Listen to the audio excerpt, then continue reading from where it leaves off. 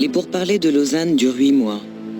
Signé en juillet 1923 par Ismet Pacha, le représentant de Mustafa Kemal, le traité de Lausanne aboutit au départ des troupes alliées.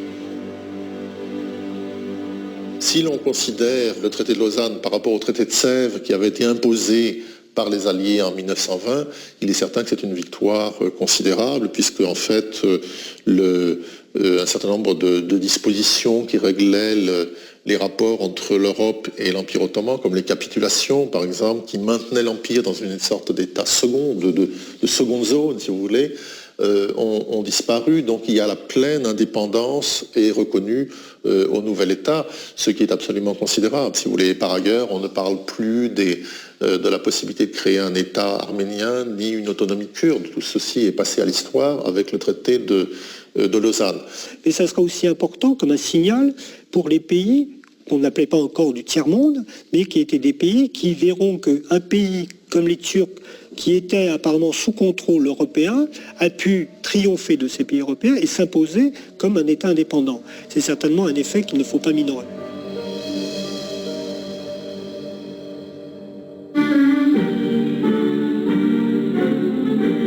Le 29 octobre 1923, la Grande Assemblée nationale turque proclame la République et élit Mustafa Kemal président.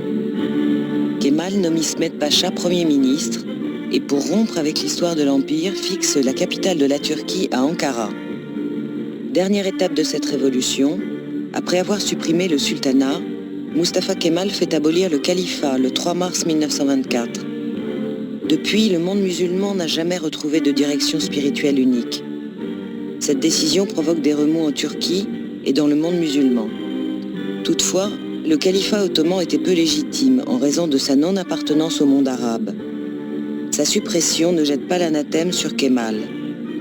L'expulsion vers la Suisse des membres de la dynastie ottomane suscite d'ailleurs très peu de protestations.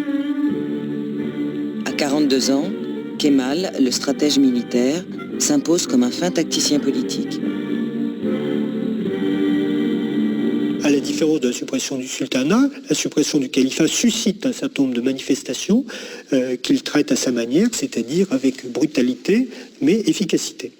Ce califat unique, si vous voulez, qui n'était plus un sultanat, risquait d'être le foyer d'une opposition précisément au nouveau pouvoir de Mustafa Kemal, et parce que, au fond, dans la mesure où il voulait créer un nouvel État centré sur l'Anatolie et le nationalisme turc, il n'avait plus aucun usage, si vous voulez, des musulmans à l'extérieur d'une Turquie nationaliste, turque, républicaine.